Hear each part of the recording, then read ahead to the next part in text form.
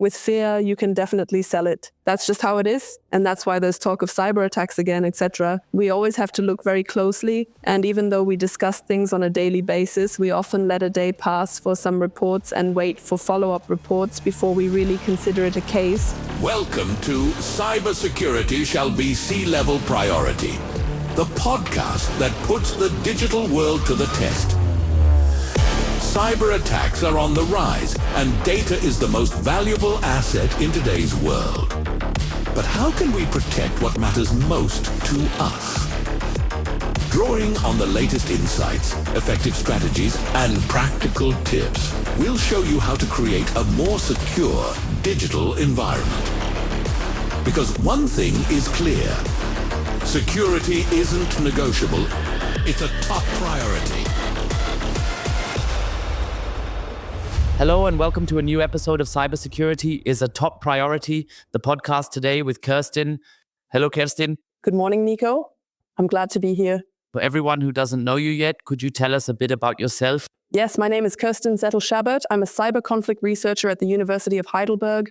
I'm actually a political scientist, so I'm not a technician, but I've been dealing with cyber operations for about 6 or 7 years now, mainly in research projects that have produced a quantitative data set on publicly known cyber operations. Then, based on this data, I analyze these cyber operations. So it's mainly about the actors involved. It's about proxies, it's about state actors, and it's about escalation. It's also a bit about things like what influence does the regime type of each state have on cyber conflict behavior. So the whole topic of cybersecurity, or rather, what happens in cyberspace from a social science conflict perspective. Exactly. And currently, I'm working on the research project, European Repository of Cyber Incidents, or EuRepoC for short, which is funded by the Foreign Office. Yes, we have an exciting topic. And here's the first question. Are we already in a cyber Armageddon? That's our topic for today. But maybe before you answer the question, could you explain for everyone what a cyber Armageddon means to you? It's good that you said for you, because I think can't really answer it neutrally and objectively without your personal perspective. So there isn't a fixed definition, at least none that I'm aware of. I wouldn't just want to focus on cyber Armageddon, but on this whole conglomerate of terms like cyber Pearl Harbor, cyber 911, and also, in my view, cyber war. So these are all terms that try to create analogies to events or concepts from the conventional conflict sphere. When you think of Armageddon, you naturally think of some totally catastrophic event where the end times are approaching. I don't think I need to elaborate much on 9/11. It's obviously about a very serious violent act of terrorism. And in the end, it's about transferring that to cyberspace and looking or thinking about whether there might also be actions in cyberspace that could exhibit a similar intensity of conflict and potentially lead to a similar escalation of conflict. And especially when you look at the example of cyber Pearl Harbor, Pearl Harbor, of course, led to the US becoming active in the nuclear weapons area. So that was clearly perceived as an event that crossed a red line. Have we seen anything like that in cyberspace yet? From my perspective, not really. I don't want to dive too deep into the whole cyber conflict research literature at this point, but what we've actually seen in the last 10 to 15 years, especially in the last 10 years, is that cyber operations are used less as a means of military conflict and more as a political tool. And the fact that we still haven't seen this standalone, very serious cyber incident that has not only caused physical effects, but also actual human harm, that's why I personally find it very difficult to deal with such analogies like cyber Pearl Harbor, but also cyber war, cyber Armageddon, because from my perspective, it somewhat distracts from what cyber operations actually are today, or rather, by which actors, in what context, and for what purposes they are used. From my perspective, it's not primarily used as a standalone military means of conflict. Of course, they are also used in conflicts like, for example, used in Ukraine, but they are always supported. It's mainly about gathering information, which isn't anything new. So the need for intelligence gathering in the context of conflicts has been the case for centuries. But of course, cyberspace offers completely different possibilities. But what we don't see is that cyber operations, cyber conflicts really cause, for example, causing warlike effects, actually harming people, And that's why, even when it comes to the question of how we can respond to cyber operations, what preventive measures we should take, this primarily militarily, our connoted perspective, in my view, directs the focus. I believe it's much more about strengthening our own defenses rather than putting on that military lens. And then I think we could also effectively fend off many, many cyber operations. I think it's much more about strengthening our own defenses rather than putting on that military lens. And then I think we could also fend off many, many cyber operations much more effectively. That brings us to actually another topic of the survey, but I think it fits really well right now. The other topic that often comes up with these issues, especially when we talk about cyber warfare, is the topic of hackback. So it's really a hot topic right now with the various legislations that are currently in the works, where people often say, hey, we need to be able to hack back too in 2021. Do you see that as the part that could lead to an Armageddon if the attacker or the one being attacked also strikes back, and in the end, there's this chain reaction? You also gave the example with Pearl Harbor where there was, in quotes, a reaction. Or do you see it differently? Cyberspace compared to classical warfare? In fact, it's the case that cyber operations regularly do not provoke 1,000 reactions in the physical conventional world. Even in the cyber conflict domain, it's rather rare, or rather, cyber operations have so far been used more in a de-escalating manner, at least from a democratic perspective. What's more is that we've also seen in the past, for example, I think a very striking example is the US election in 2016, when the Russians have launched various attempts at influence or even manipulation in cyberspace. Of course, first and foremost, the DNC hack and leak, where data from Hillary Clinton and her team was hacked and leaked. In this context, we now know that the US administration, Obama, was considering how we should respond, should we, for example, also somehow strike back in cyberspace. Of course, there was also talk about sanctions, but within the crisis team, if you will, there was also discussion about, well, could we, for example, could we somehow hack back? Could we hack Putin? Could we steal some sensitive information? But it's not all that trivial, not so simple for hackbacks in a retaliatory sense, if you will. One question is whether it's allowed from the perspective of international, or actually retaliatory strikes are not allowed. It should always be about containing or reducing an ongoing attack or its consequences. And the question is, of course, always about the technical feasibility, because if you want to strike back within a certain time frame after an attack has occurred, you also need some access to the target system, or rather, you first have to identify target systems. So with Putin, you could now, for example, ask the question, okay, where are there potentially compromising information for him? How can we access it? Do we actually have access? Do we, for example, any vulnerabilities on the part of the NSA that we could use for that? What could an attack structure look like? So it's all not so trivial, especially considering the short amount of time that often has to be available for a response to actually be called a reaction. And the question is always, what effect are you trying to achieve with that? So what do you want to achieve with a hackback? Do you want to carry out pure retaliation now? Do you actually want to deter the attacker from such harmful operations in the future or not? So also to achieve a certain deterrence. And all of this is fundamentally viewed with a lot of skepticism. I mean, with Putin, for example, we've also seen that Navalny, the deceased opposition leader, has indeed leaked very sensitive information, repeatedly spreading it in a very public way. It hasn't really harmed Putin in the long term up to this day. That's why I think this whole hackback debate in Germany is also a bit shaped by the vagueness of the definition. I think the federal government is still a bit hesitant to actually define hackbacks. You just say, okay, we distance ourselves from hackbacks. We don't do that. But what we actually don't want to do, we don't really say that. And that's why I think this whole debate in Germany is still conceptually quite vague, relatively unclear about who means what with which measures.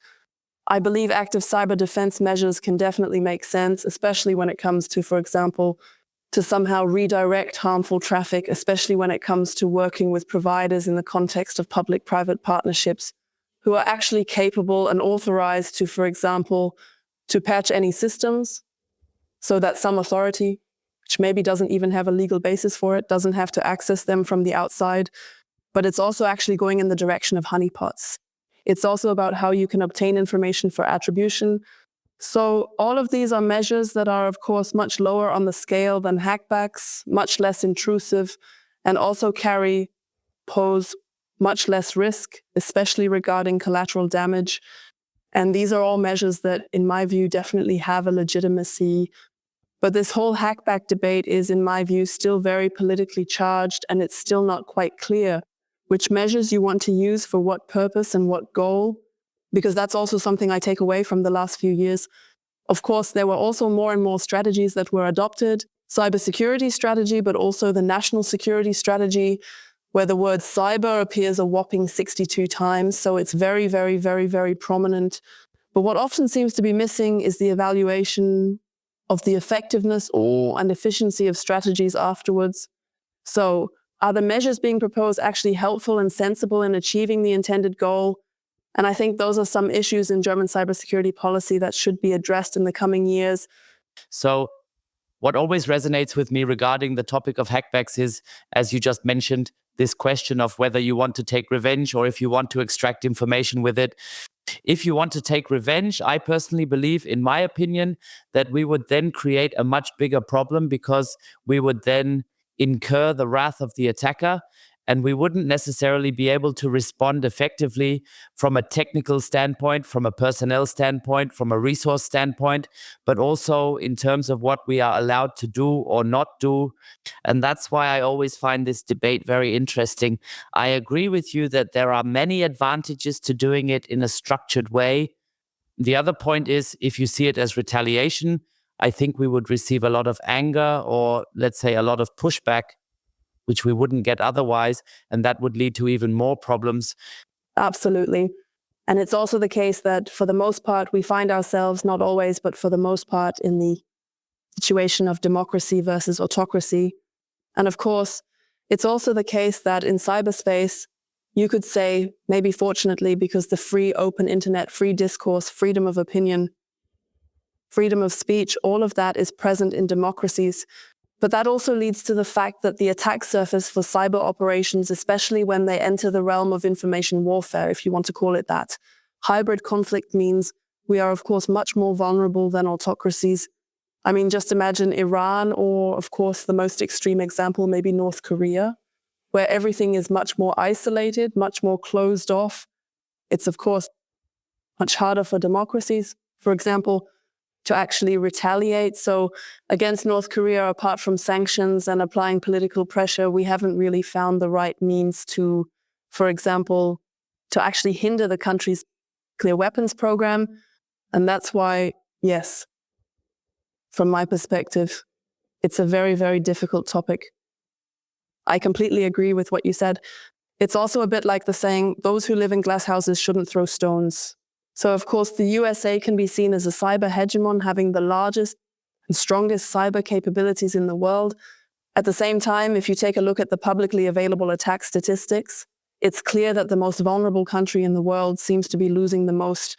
And yet, in recent years, especially under Donald Trump, they have taken on an increasingly offensive perspective or positioning regarding cyber conflict.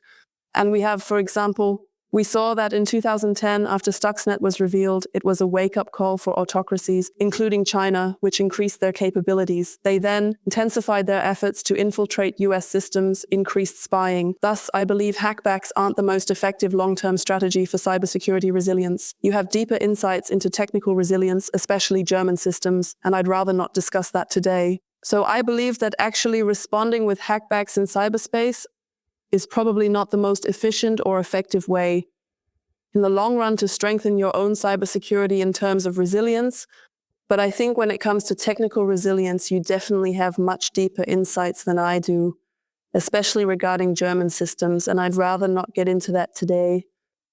But back to our topic of Cyber Armageddon, and even though, as you mentioned, it's actually an umbrella term and a buzzword for many other topics, it also means that a lot, or in the case of Cyber Armageddon, it's about spreading chaos, panic, and insecurity as a means, or the means to ultimately achieve a result, to destabilize, to attack, and so on.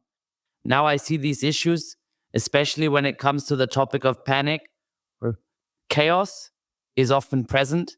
in cyberspace, not necessarily in relation to the political level, but also a lot from the attacker's perspective, where they obviously want to achieve something, want to cause harm, and so on. Do you see this as a precursor to an Armageddon, or do you think, no, for me, a cyber Armageddon is really, as Hollywood often describes it, total panic, chaos? Everything is uncertain, and the world basically stops functioning. I can't remember the name of that Netflix series, but it described it so well back then, where suddenly everything went down and there was no communication anymore. I think there's actually a series called Cyber Armageddon. I think it's on Prime, but I'm not sure now. Well, anyway, I actually wouldn't want to use the term Cyber Armageddon for what we're currently seeing. I think it mainly refers to the more cumulative effects of individual operations, which, when taken together, can still develop a very significant impact over time. So these ongoing pinpricks, if you will. And of course, as you said, if someone wants to create chaos, maybe instill distrust, especially in a democratic population, towards their own security agencies and their own politics, for example, the goal is also to say, okay, the population should really lose trust in the fact that the state still has control in cyberspace, that the security agencies actually have something to counter cybercrime and state-sponsored actors. I think you can definitely say that this is probably the case. However, there isn't enough research yet on the question of how the gap between perceived damage intensity and, if you will, actual damage intensity looks in the context of cyber operations and cybercrime. That's why, for example, also the cyber agency in Halle this year, for example, also published a specific call for proposals on the question of how to measure damages from cybercrime, for example. And I think when we talk about chaos, when we talk about these psychological effects, we immediately think of ransomware today, because ransomware often has publicly visible effects, especially when it affects critical infrastructures. And I think when we talk about chaos, when we talk about these psychological effects, we immediately think of ransomware today, because ransomware often has publicly visible effects, especially when it affects critical infrastructures. And I mean, these days, hardly a week goes by without some new reports about a ransomware incident against, I don't know, a hospital, a university, a municipality, etc. And I think when you look at it over a long period, it can really create the impression that you're somehow defenseless, that you can't do anything, and that even the security agencies can't do anything. And this is really a very, very interesting topic. I don't want to dive too deep into it, but since I personally deal with it, there's also the question of what emotions, for example, cyber operations evoke in people who are directly or indirectly affected by them. That was, for example, in the context of the ransomware operation or the ransomware incident against the Düsseldorf hospital, I don't know, 2021, 2020, do you remember that? I'm not sure right now. Yeah, okay, exactly. So that caused quite a stir, because it was also investigated whether a death was actually directly related to it. The investigation then concluded no, but what this study definitely showed based on this specific example is that in cyber operations, for example, in contrast to terrorist acts, where those directly or indirectly affected tend to experience emotions like fear and anxiety, and less so, for example, anger. So in the case of terrorist acts, it's often the case that the public is angry at these attackers. Of course, there's always a certain fear, but anger prevails. And there's this kind of rally around the flag effect, where people, for example, also expresses a lack of trust in their own security agencies and to support them. And in cyber operations, at least this research suggested it could be that, for example, ransomware operations tend to erode trust in security agencies, leading to a loss of confidence. And I think it's really, really, really, really important for the future to consider how to counteract this.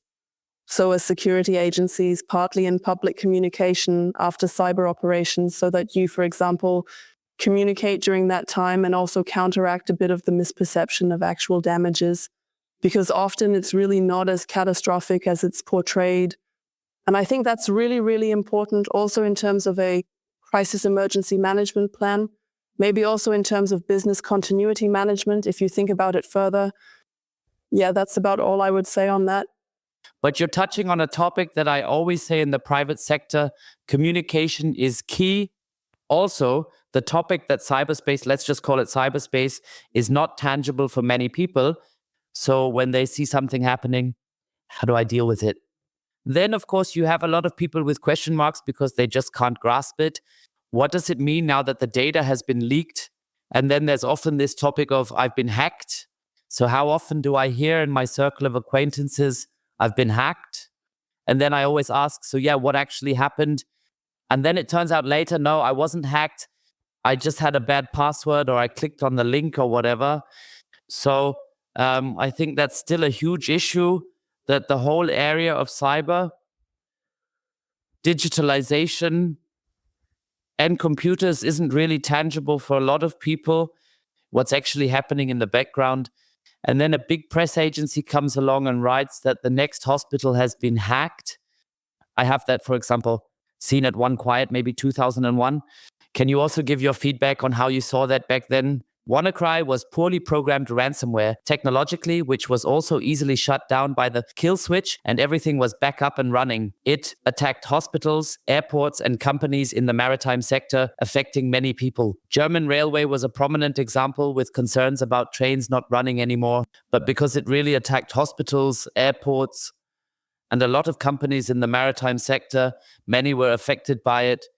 A very striking example for us was the German railway, where people often talked about, oh no, is everything terrible now and the trains aren't running anymore, or there are problems with this, that, and the other. There's a lot going on there. I don't really like this word, but there was a lot of fear, so people didn't even know what was happening in the background.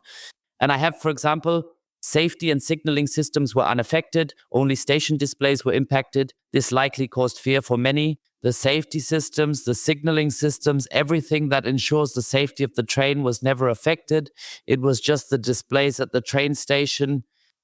But I can imagine that for many people, this leads to a state of anxiety, or it led to a state of insecurity, even though, let's say, the impact from a technical standpoint wasn't that significant.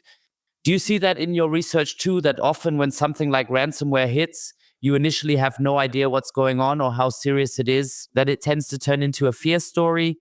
Yes, definitely. So, as I mentioned at the beginning, our research project captures publicly known cyber operations and tries to assess them in terms of technical, political, and legal categories.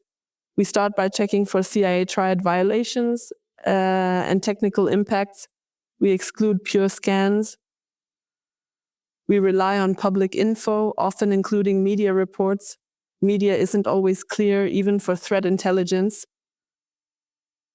And since we naturally have to rely on publicly available information, this often includes media reports. But I don't want to just throw the media in there. I think sometimes, even with threat intelligence companies, things might not always be so clear-cut and defined. With fear, you can definitely sell it. Exactly. You can definitely sell fear? Exactly. That's just how it is. Exactly, definitely. And that's why there's talk of cyber attacks again, etc. We always have to look very closely. And even though we discuss things on a daily basis, we often let a day pass for some reports and wait for follow-up reports before we really consider it a case and include it in our newsletter, which you can subscribe to. Because the initial reports are often really very, very, I don't want to say sensationalist, but they're often quite inaccurate. Of course, the information available is often very thin. Then parts of things that actually have no connection to cyber at all, which might just be the result of some human errors, are directly turned into a cyber attack.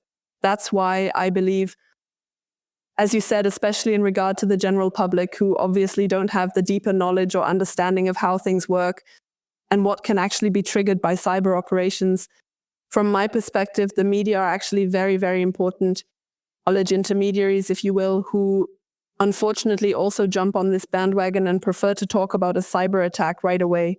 So for example, even with cyber espionage, I always want to, and I probably won't succeed, but I always want to avoid calling it a cyber attack because you could maybe compare it a bit to a burglary.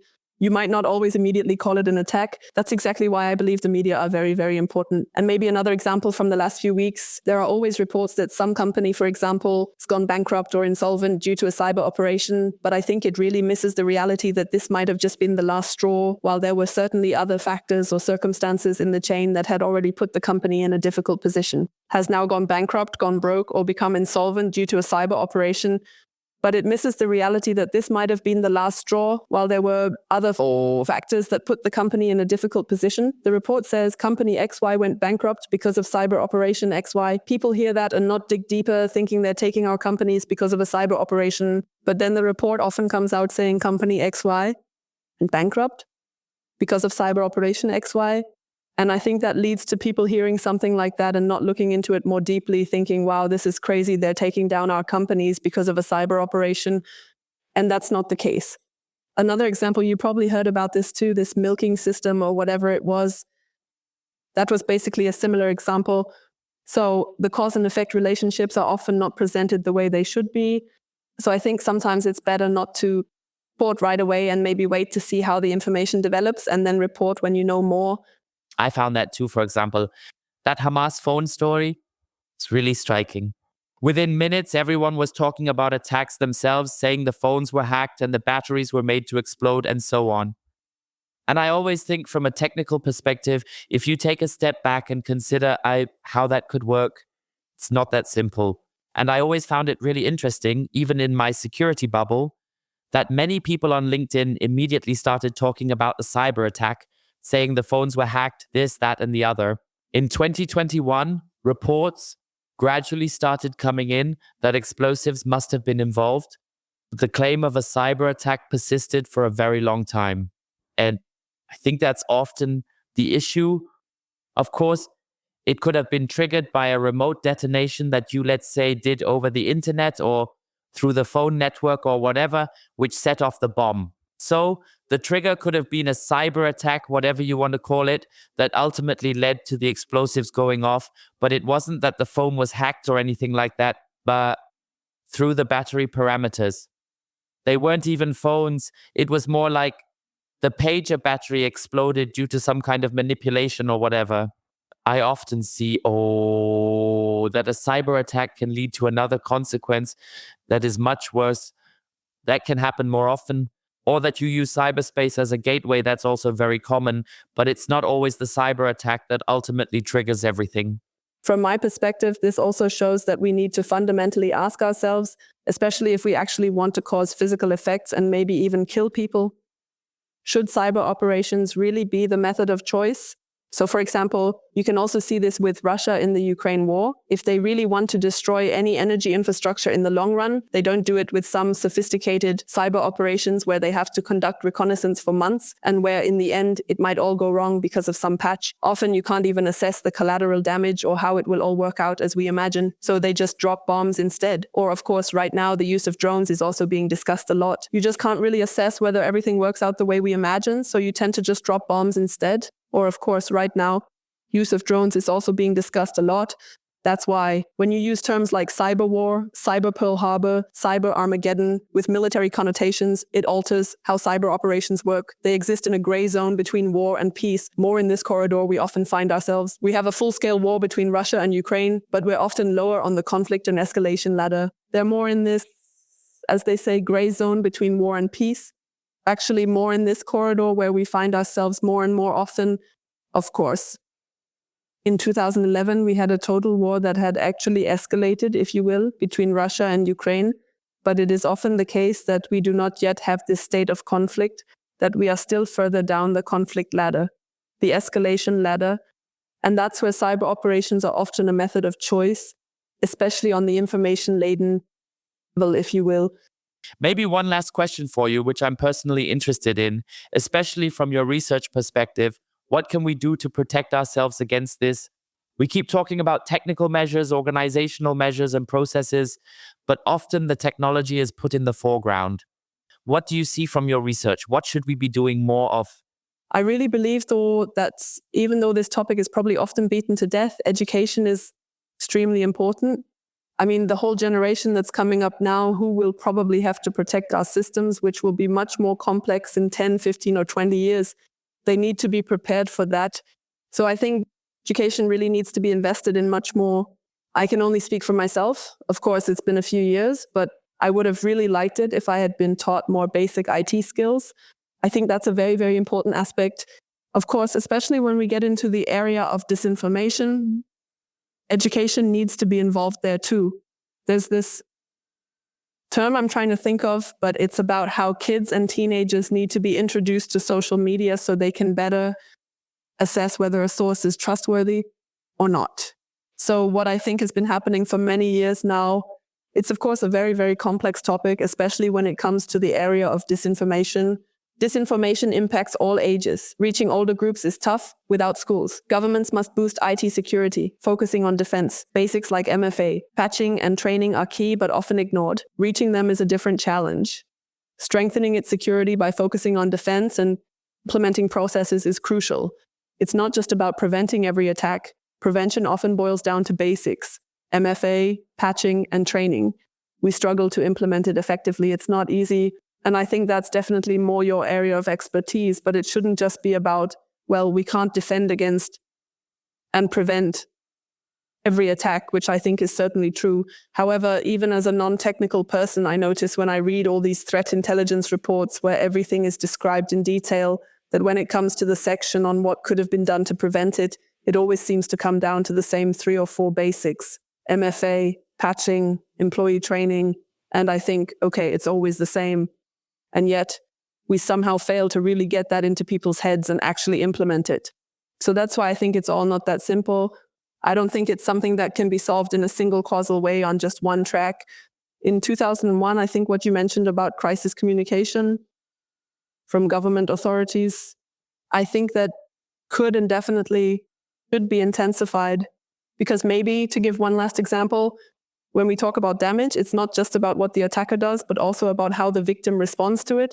So damages are often also about what the victims make of it or how the victims react. And if we, for example, how victims react, and when we think about, for example, think about the Colonial Pipeline hack in the USA, I believe that was also in 2020, then we saw, for example, that many of the blow-up damages, like, for example, there was a shortage at all the gas stations, etc., that it wasn't direct result of the cyber operation, which actually didn't affect the OT, but I believe it was the billing system or something like that.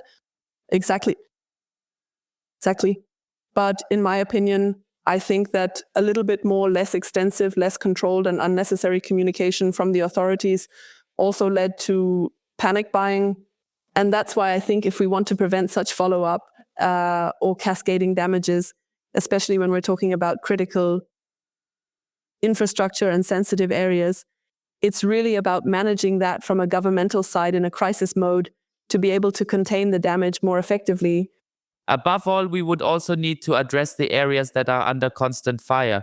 And this is a record that I keep repeating, especially regarding critical infrastructure. Let's take municipalities.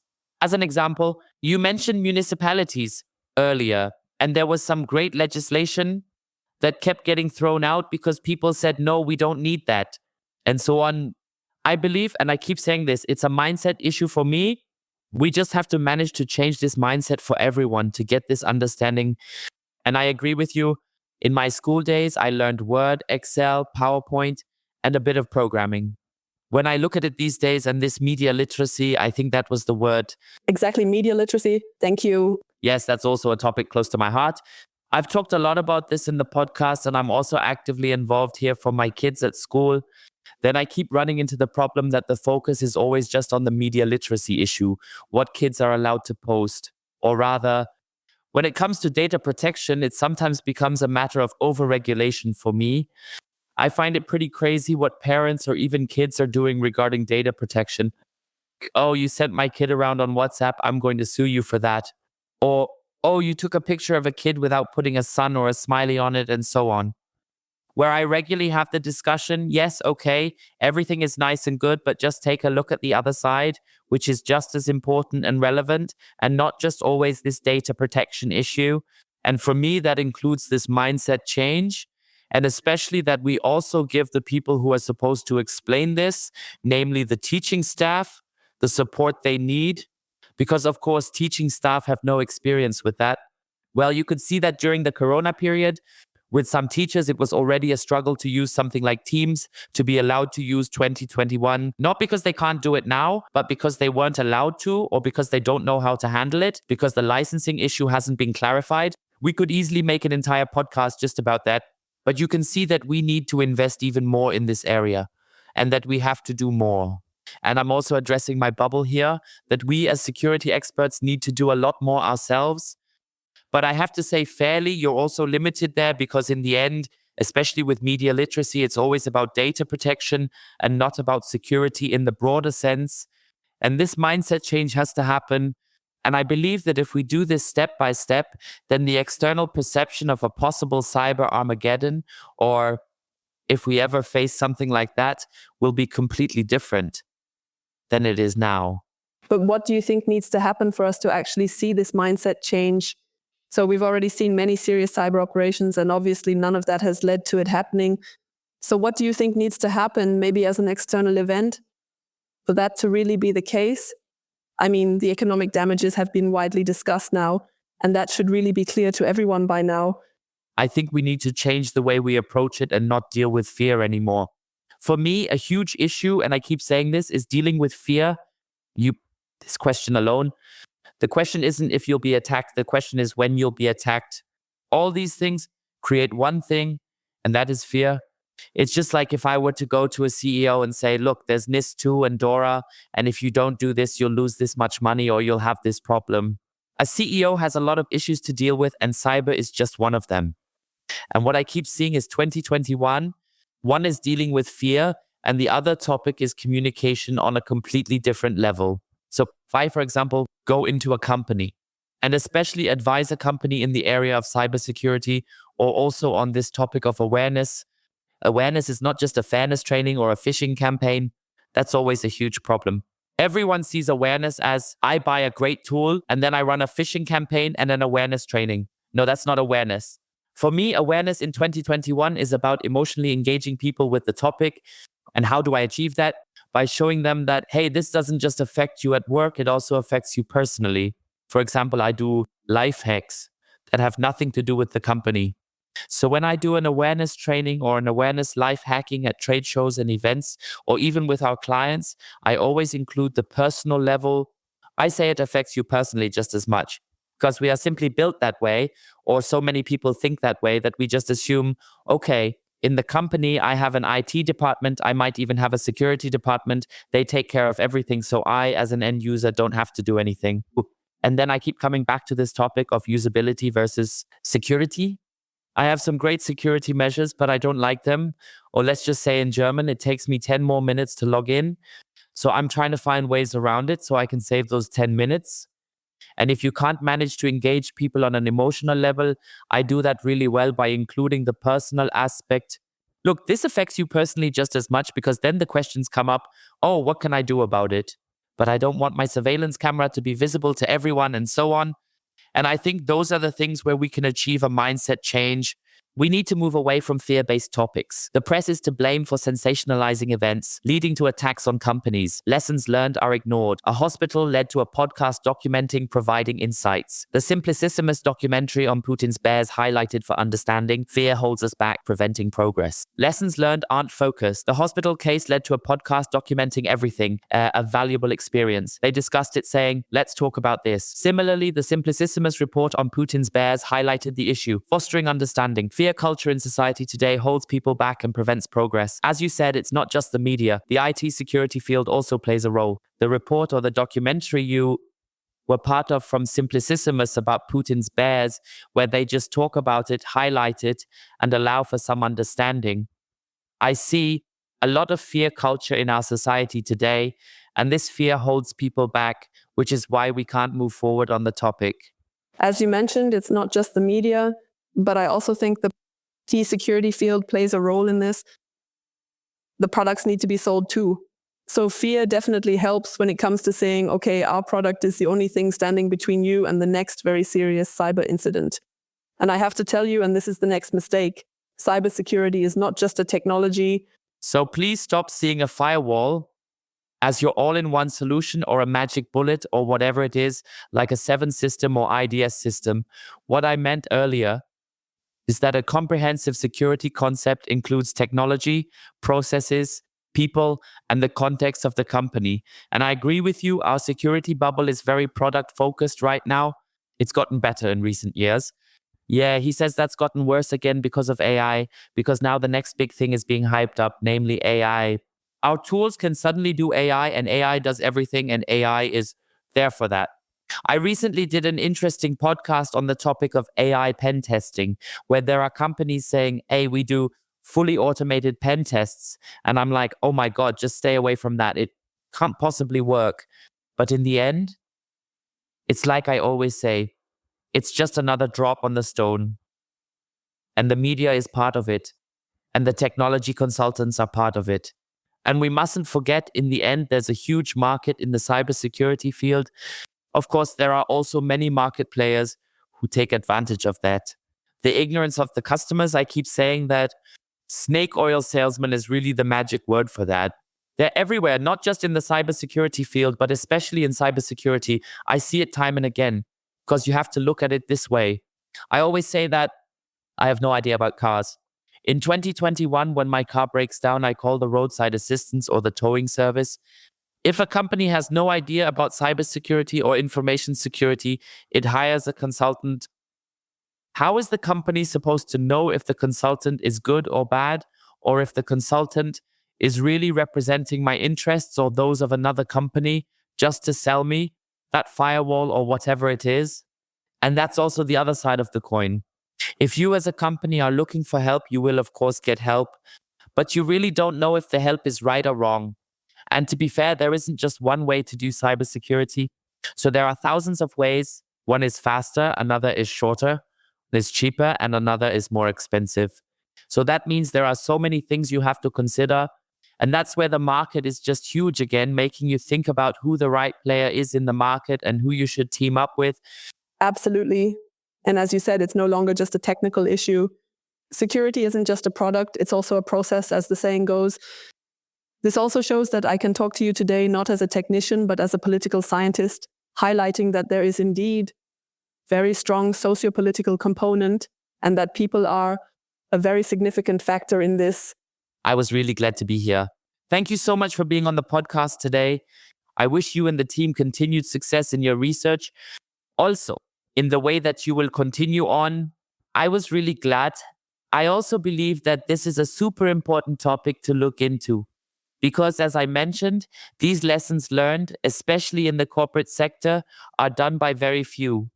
Instead, it's more like the mode where you just start over and hope that everything will be fine again.